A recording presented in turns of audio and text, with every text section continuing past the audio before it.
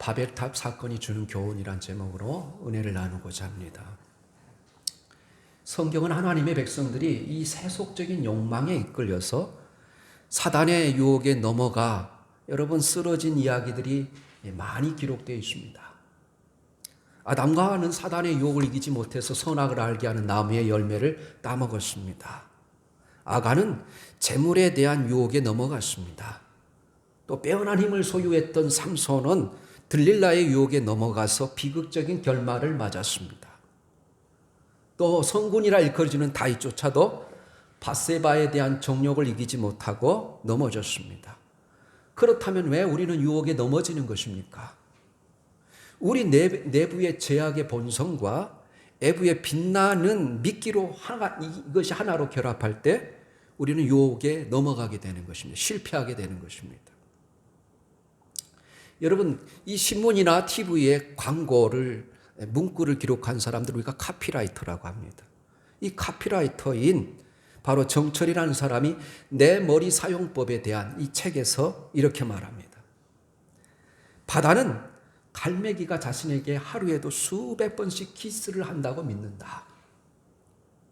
그래서 바다는 이 키스의 황홀함에 취해서 물고기를 도둑맞고 있다는 것을 눈치채지 못한다. 그래.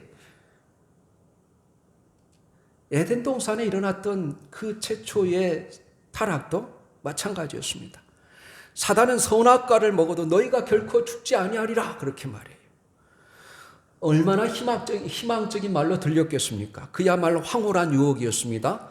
그리고 나서 선악과를 보니 정말 먹음직스럽고 탐스러웠습니다. 그래서 먹기나만 하면 하늘의 견주는 하나님과 같은 지혜를 얻을 것이라고 생각했습니다. 하나님처럼 될 것 같았습니다.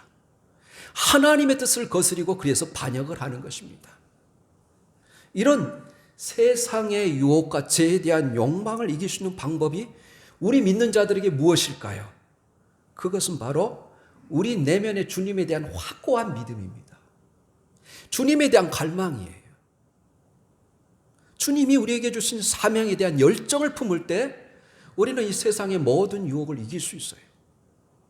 그래서 하나님이여 사슴이 시냇물을 찾기에 갈급한 같이 내 영혼이 주를 찾기에 갈급하나이다. 이런 갈급함이 있어야 돼. 오직 위로부터 난 자는 세상을 이기나니 세상을 이기는 승리는 이것이니 우리의 믿음이니라. 이 확고한 믿음이 우리에게 있으면 어떤 세상의 유혹도 마귀의 유혹도 물리칠 수 있습니다. 우리 모두 이런 주님을 향한 갈망과 하나님의 사명에 사로잡혀서 세상에 대한 모든 욕망과 유혹을 물리치고 승리할 수 있기를 예수님의 이름으로 응원합니다. 이 오늘 본문은 역사상 최초로 인간의 문화가 하나님 앞에 심판을 받는 사건이에요. 그것이 바로 바벨탑 사건입니다. 제가 가지고 있는 이 비전 성경 사전을 찾아서 바벨이라는 뜻이 무슨 뜻인지 살펴봤어요. 이 바벨이라는 말은 아카드어인데 바벨루에서 왔습니다. 이 바벨루라는 단어는 신의 문, 하늘에 들어가는 문이라는 뜻이에요. 그러나 이것을 히브리식으로 발음하면 바벨입니다. 그것은 혼돈이라는 뜻입니다. 어쩌면 오늘 이 바벨이라는 단어 속에 오늘 모든 사건을 다 집약하고 있는 것 같습니다. 그들은 하늘에 닿고 싶어서 탑을 쌓았어요. 하나님이 그것을 살피시고 그들의 동기가 교만함을 아시고 하나님께서 그들을 흩으십니다. 언어를 혼잡케 하셨어요. 이것이 다 바벨의 뜻 속에 들어있어요. 여러분, 각 나라 지역마다 문화가 있습니다. 이 문화를 통해서 하나님을 사랑하고 문화를 통해서 하나님을 경험하고 문화를 통해서 하나님의 보좌 앞으로 나아갈 수 있습니다. 그러나 반면에 문화라는 것이 하나님을 반역할 수도 있어요. 잘못된 문화에 빠질 때 사람들이 하나님을 버리고 사탄에 종속되는 일들을 우리는 흔히 볼 수 있습니다. 이 문화라는 것은 중립적인 거예요. 악한 것도 아니고 선한 것도 아니에요.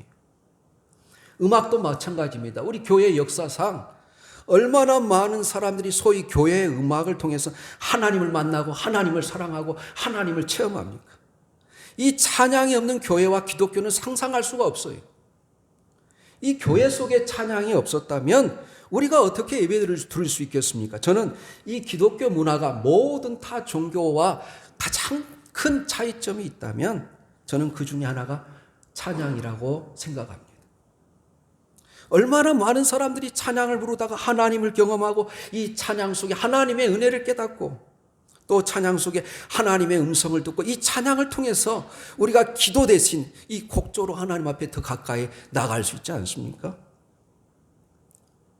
그래서 다윗은 이렇게 고백해. 왕이신 나의 하나님이여, 내가 주를 높이고 주의 이름을 송축하리이다. 영원히 송축하리이다. 내가 날마다 주를 송축하고 영원히 주의 이름을 송축하리이다. 그래. 사랑하는 여러분, 하나님을 많이 찬양하십시오. 날마다 찬양하십시오. 여러분의 생명이 끊어지는 그 순간까지 찬양하십시오. 찬양만큼 우리에게 하나님께서 위로부터 주시는 그 기쁨과 놀라운 즐거움을 체험할 수 있는 다른 도구는 없어요. 여러분, 이 코로나 상황 속에 하나님이 주시는 충만한 기쁨과 또 이 놀라운 즐거움을 통해서 그 은혜로 모든 우울함을, 모든 염려를, 모든 걱정과 두려움을 이기고 극복할 수 있기를 예수님의 이름으로 축원합니다. 그래서 여러분, 이 음악이라는 것은 얼마나 많은 사람들이 음악을 통해서 하나님을 이렇게 만나지만 또 음악을 통해서 하나님을 떠나기도 하고 사단을 숭배하기도 해요. 그래서 어떤 의미에서 음악이나 미술이나 모든 예술은 선도 아니고 악도 아닙니다. 그것을 어떻게 사용하느냐에 따라서 하나님께 나아갈 수 있는 문이 될 수가 있고 사단에게 들어갈 수 있는 문이 될 수도 있어요. 문제는 동기에 있습니다. 어떤 동기로 우리가 문화 활동을 하고 그 문화에 접근하느냐가 제일 중요한 거예요. 이 노아 이후 세대에 인류가 바벨탑을 건설하고 그 자체를 우리가 바벨탑을 건설한 그 자체를 비난할 수는 없어요. 문제는 그들이 어떤 동기로 바벨탑을 건설했느냐 하는 것입니다. 그것이 하나님을 찬양하는 동기로 시작됐다면 이것은 빛나는 하나님의 역사가 됐을 것입니다. 그러나 우리가 잘 아는 대로 이 바벨탑을 지은 동기가 하나님에 대한 반역에서부터 인간의 교만으로부터 비롯됐다는 사실입니다. 그래서 이 바벨 문화는 인간이 하나님을 반역하는 문화였어요. 오늘 본문에 이 바벨탑을 지은 동기가 나오지 않습니까? 3절 4절에 이렇게 말해요. 서로 말하되 자, 벽돌을 만들어 견고히 굽자 하고 이에 벽돌로 돌을 대신하고 역청으로 진흙을 대신하고 또 말하되 자, 성읍과 탑을 건설하여 그 탑 꼭대기를 하늘에 닿게 하여 우리의 이름을 내고 온 지면에 흩어짐을 면하자 하였더니. 그래. 인간의 기술과 교만으로부터 비롯된 것입니다. 여러분, 사람들은 노아의 방주가 아라랏산에서부터 머물러서 조금씩 거기에서 동쪽으로 이동했어요. 그래서 이 시날이라는 넓은 평지를 발견하게 됩니다. 그 평지에 도달했을 때 우리가 여기가 정착해도 좋겠구나, 함께 머물러도 좋겠구나 이렇게 생각했어요. 그들은 이 시날 평지에 도달했을 때 인간으로서 참으로 위대한 한 가지 기술을 발견하게 됩니다. 그것이 무엇입니까? 바로 벽돌로 집을 짓는 거예요. 그런데 그냥 벽돌이 아니라 오늘 성경에 보면 여러분 벽돌을 가마솥에다 구워서 단단하게 구워서 여러분 그 역청과 함께 높은 탑을 쌓을 것이라 생각했어요. 돌로 집을 짓게 되면 다듬기도 어렵고 높이 세우기도 어렵습니다. 왜냐하면 무겁기 때문에. 그러나 여러분 이렇게 벽돌로 쌓아서 탑을 짓고 도시를 짓고 성을 쌓으면 얼마든지 가능할 것이라 생각했어요. 그런데 그들은 이 시날 평지에서 점토를 구우면 그 돌같이 단단해진다는 이 아주 놀라운 사실을 알게 됐어요. 여러분, 이 바벨탑을 짓기로 도모한 주동자가 누구였느냐? 그러면 우리가 주석에 보면 니므롯이었다 그래요. 여러분, 니므롯이라는 사람이 어떤 사람인지 10장에 나와있어요. 한번 10장에 보면 8절, 여러분 9절, 10절, 8절부터 10절까지 보면 니므롯이 나옵니다. 그 수가 또 니므롯을 낳았으니 그는 세상의 첫 용사라. 그가 여호와 앞에서 용감한 사냥꾼이 되었으므로 속담에 이르기를 아무는 여호와 앞에 니므롯같이 용감한 사냥꾼이로다 하더라. 그의 나라는 시날 땅에 바벨과 에렉과 아깝과 갈레에서 시작되었으며. 시날이란 말이 나오지 않습니까? 니므롯이 무슨 뜻이냐면 반역자라는 뜻이에요. 이 니므롯이라는 이 단어의 뜻이 반역자예요.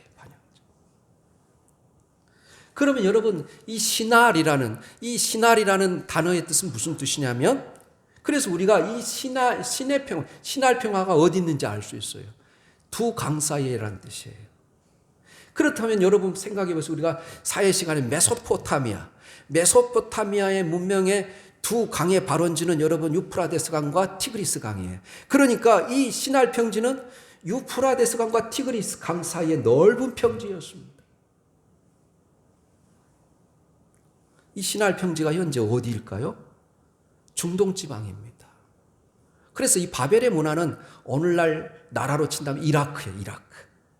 예. 거기는 아스팔트 구덩이가 많았어요.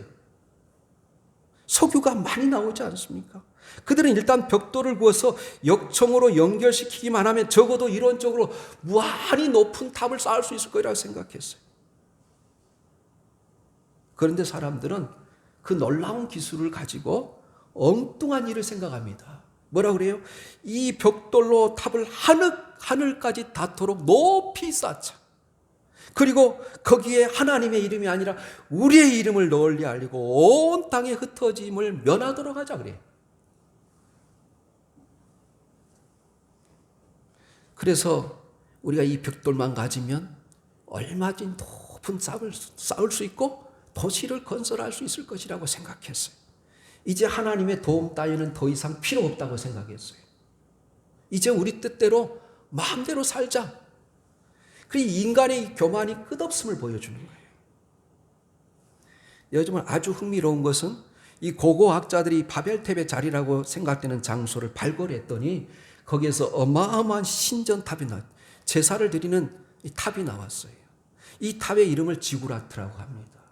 여러분이 요즘은 뭐 웬만한 거 다 여러분 우리 핸드폰으로 찾으면 다 나오죠. 바벨탑도 다 나와요. 이 지구라트라는 이 단단히 구워진 벽돌에다가 역청으로 반죽하여 사용하여 지어졌습니다. 이 구조물의 꼭대기는 계단을 통해서 올라가도록 되어 있었는데 바로 이 건물의 꼭대기는 신 앞에 제사를 드리는 제단이 있었어요. 그러니까 이들이 했던 일은 무엇입니까? 하나님을 섬긴 것이 아니라 우상을 섬기는 제단을 만들었어요. 그래서 여러분 창세기 11장에 드디어 보면 여러분이 믿음의 조상 아브라함에 대해서 소개하면서 끝나요. 창세기 11장에 그리고 12장에 아브라함을 부르지 않습니까? 아브라함의 고향이 어디였어요? 갈대아 우르였습니다. 그 갈대아 우르가 바로 이렇게 우상을 숭배하는 곳이었어요. 그래서 사람들은 하나님 없이 자신들이 자신을 자랑하고 자신의 이름과 자신의 이름을 높이 알려지기를 원했어요. 결국 하나님 없는 모든 것의 마지막은 어디로 흐르게 되냐? 우상 숭배로 흐르게 되어 있어요. 왜 우상 숭배를 합니까? 그들 안에 하나님이 없기 때문에 그래요. 참되고 살아계신 하나님을 모신 사람들은 우상에 빠질 수가 없어요.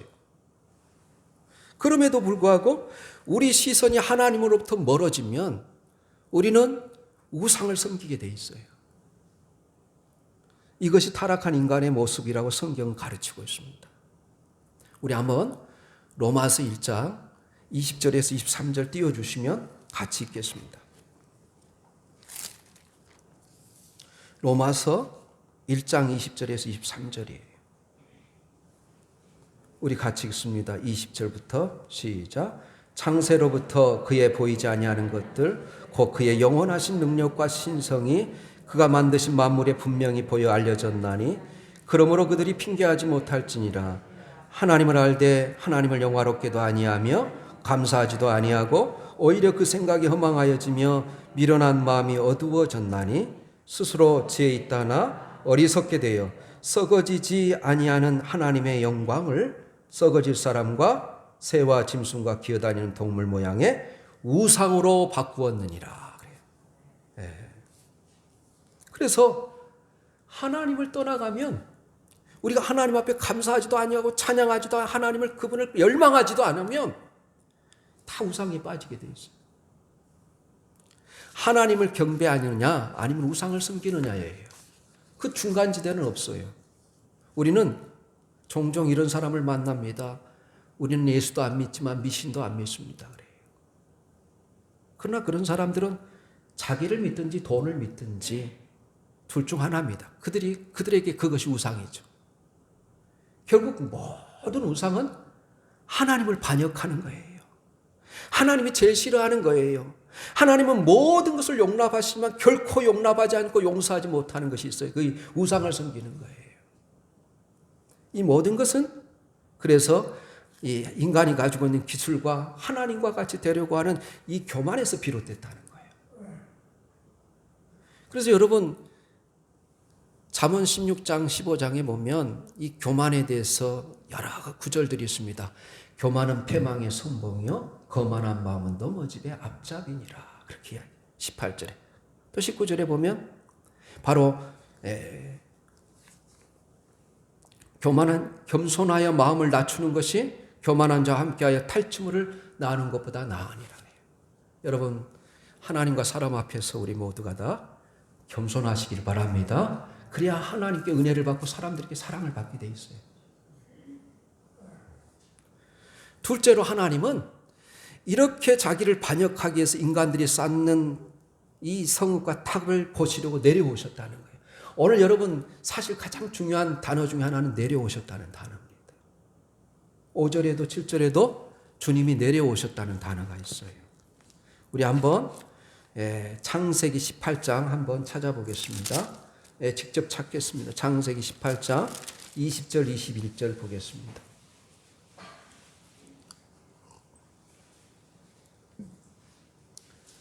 소돔과 고모라가 죄악에 가득하니까 하나님이 말씀하시는 거예요. 20절 21절에 18장 20절 21절입니다. 같이 읽습니다. 여호와께서 또 이르시되 소돔과 고모라에 대한 부르짖음이 크고 그 죄악이 심히 무거우니 내가 이제 내려가서 그 모든 행한 것이 과연 내게 들린 부르짖음과 같은지 그렇지 않은지 내가 보고 알려 하노라. 그래. 하나님이 소돔과 고모라의 패역함을 알지 못하고 하는 말입니까? 다 아세요. 다 알고 계시지만 그럼에도 불구하고 특별히 이 소돔과 고모라를 방문하신 이유가 무엇입니까? 하나님이 방문하시는 것은 바로 그들의 심판과 죽음을 의미합니다. 하나님은 인간의 반역을 결코 묵과하지 않으세요. 인간의 모든 일은 하나님의 법정에서 다 심판을 받게 돼 있어요. 그런데 하나님께서 믿는 자에게도 방문하세요. 우리는 다 하나님이 한번 방문했기 때문에 이 자리에 있는 거예요. 하나님을 믿는 자를 방문하시면 아주 강한 성령의 역사가 나타나게 되는데 저는 이걸 중학교 3학년 때 체험했어요. 평소에는 사람들의 무지가 자기를 가리어서 알지 못하지만 하나님이 찾아오시면 우리의 가렸던 것들이 다 벗겨져서 자기 모습을 보게 됩니다. 있는 그대로. 이것이 나란 말인가? 이렇게 죄악으로 더럽혀지고 냄새나는 것이 나란 말인가? 이전에는 경험하지 못했던 엄청난 애통함이 폭받쳐 오르면서 너무나 괴로워서 애통하며 하나님 앞에 회개하며 뒹굴기까지도 합니다. 그래서 우리는 하나님의 은혜와 기쁨을 체험해요. 여러분 그 눈물을 흘리고 나면 놀라운 하나님의 은혜와 기쁨을 체험합니다. 사람이 완전히 달라져요. 세상을 보는 관점이 달라져요. 가치관이 달라져요. 이것이 하나님이 믿는 자들을 방문하실 때 일어나는 역사예요. 그러나 하나님이 죄인들에게 나타나실 때는 심판으로 방문하십니다. 소돔과 고모라에 나타나실 때 그들은 유황불로 멸망하고 말았어요. 하나님께서 애굽 사람에게 찾아오셨을 때 애굽의 모든 장자들이 하루 저녁에 다 죽습니다. 유다의 그 유명한 히스기야 왕이 아수르가 예루살렘만 남기고 다 정복해서 이제 예루살렘마저도 바로 이제 멸망하기 직전에 있는데 하나님께 기도하지 않습니까? 그때 하나님이 사자를 보내요. 아수르 군대 18만 5천 명을 그날 저녁에 다 죽입니다. 그래서 아수르가 이것 때문에 멸망을 해요. 사내립이 돌아가서 자기 아들에게 살해를 당합니다. 그런데 여러분 생각해 보십시오. 바벨탑에 하나님이 찾아오셨어요. 그런데 놀라운 일은 하나님이 방문하셨는데 아무도 죽지 않았어요. 그 대신 어떤 일이 일어납니까? 하나님이 의논을 하세요. 6절 7절에 보면 하나님이 심판을 하지 아니하시고 의논하십니다. 그들의 하나님에 대한 반역은 무서운 제약이었어요. 무서운 제약이었습니다. 홍수와 같이 다시 하나님께서 심판하여 멸할 수밖에 없는 그런 제약이었어요. 그러나 하나님은 노아의 언약을 기억하셨어요. 바로 그들을 죽이지 않았습니다. 바로 이것이 하나님의 신실한 은혜예요. 하나님께서 죽을 수밖에 없는 죄인들에게 회개의 기회를 주신 것입니다. 하나님께서 의논하시면 죽을 수밖에 없는 사람도 죽은 자들도 살아날 수 있어요. 삼위일체 하나님께서 우리의 반역과 제약을 다 아시지만 하나님이 우리를 의논하셔서 우리는 다 살아있는 것입니다. 그래서 우리가 살아있는 거예요. 우리 마음속에 하나님에 대한 두려움이나 하나님에 대한 큰 기쁨이 임했을 때 그것은 하나님께서 우리를 찾아오신 거예요. 그래서 하나님이 우리를 긍휼히 여기신 것입니다. 오늘 여러분 자기들이 가진 기술로 구운 벽돌로 모든 것을 다 할 수 있을 것 같았어요. 여러분 미국의 한 신문 기사에 우리는 돈만 있으면 어디든지 갈 수 있다 그래요. 다만 천국을 빼놓고는. 우리는 돈으로 무엇이든지 살 수 있다. 다만 행복을 제외하고는. 이렇게 말합니다. 그럼 글을 읽었어요. 여기에 덧붙여서 우리는 돈으로 침대를 살 수 있어요. 그러나 편안한 잠은 살 수 없어요. 우리가 돈으로 멋진 집을 살 수 있어요. 그러나 참된 행복한 가정은 살 수 없어요. 돈으로 약은 살 수 있지만 건강은 살 수 없어요. 그들은 그래서 벽돌로 모든 것을 할 수 있다고 생각했어요. 이제 하나님 필요 없다고 생각했어요. 그런데 하나님은 그들의 동기를 보시고 찾아오시는 거예요. 인류가 아무리 자기들이 개발한 여러 가지 발명품과 놀라운 과학이 있다 할지라도 그것을 가지고 하나님을 땜질할 수는 없어요. 하나님의 은혜의 빛이 파고 들어오면 막을 수가 없어요. 하나님은 모든 것을 보시고 찾아오신다는 거예요. 우리는 그 하나님 앞에 어떤 것도 숨길 수 없어요. 오늘 심판의 결과가 무엇입니까? 오늘 8절 9절이에요.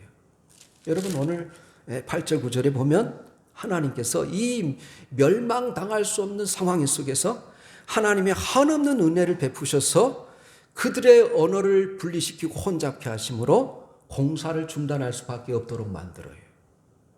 하나님이 그들을 흩으셨습니다. 왜 그랬을까요? 하나님이 계속해서 지난주에도 우리가 노아를 생각했지만 여러분 창세기 1장에서도 그렇고 창세기 9장에서도 그렇고 계속해서 반복되는 말씀이 뭐예요? 너희들은 땅에 충만하고 생육하고 번성하라. 흩어져서 온 세상에 하나님은 생명으로 가득 차기를 원했어요. 그런데 오늘 그들이 탑을 지은 이유가 무엇입니까? 흩어짐을 면하기 위해서. 한 곳에 머무는 것은 하나님의 뜻이 아니었어요. 여러분, 하나님께서 우리에게 원하시는 것이 무엇일까요? 온 인류가 기술로 하나 되는 것일까요? 스포츠로 하나 되는 것일까요? 오직 그리스도 안에서 겸손하게 되기를 원하시는 거예요, 하나님. 우리가 정치적으로 기술적으로 하나 되는 것은 또 다른 바벨탑을 세우는 거예요. 온 세계가 그리스도의 의로운 이 죽음을 보고 자신들의 죄를 깨달음으로 이 하나님 앞에 모두 겸손하고 참으로 하나 되기를 하나님 원하세요. 그래서 주님이 다시 오실 때 하늘의 것과 땅의 것이 하나가 된다고 그래요. 우리 한번 마지막으로 빌립보서 2장 6절 8절. 그러면 우리가 어떻게 하나 될 수 있느냐? 한번 띄워주시면 우리 같이 또 생각해 보겠습니다. 마지막 말씀을 결론 맺겠습니다. 우리 빌립보서 2장 6절에서 8절 말씀 같이 읽겠습니다. 시작.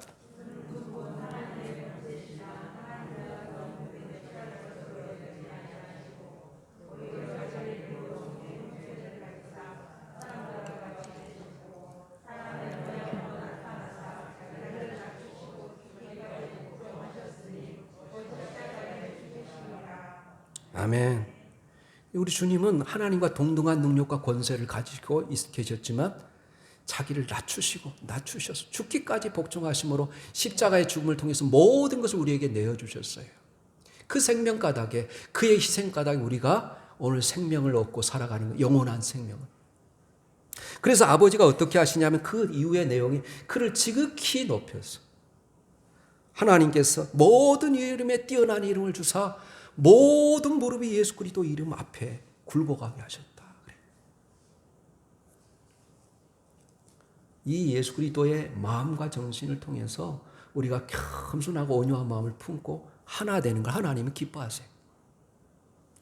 여러분, 사람과 사람이 흩어지고 갈라진 이 바벨의 비극을 극복하기 위해서 먼 훗날 오순절날 하나님은 놀라운 드라마를 준비하셨습니다.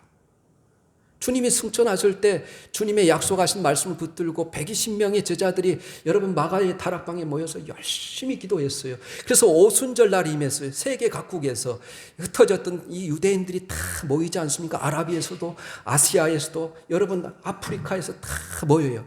이 절기를 지키기 위해서. 그때 제자들이 방언을 합니다.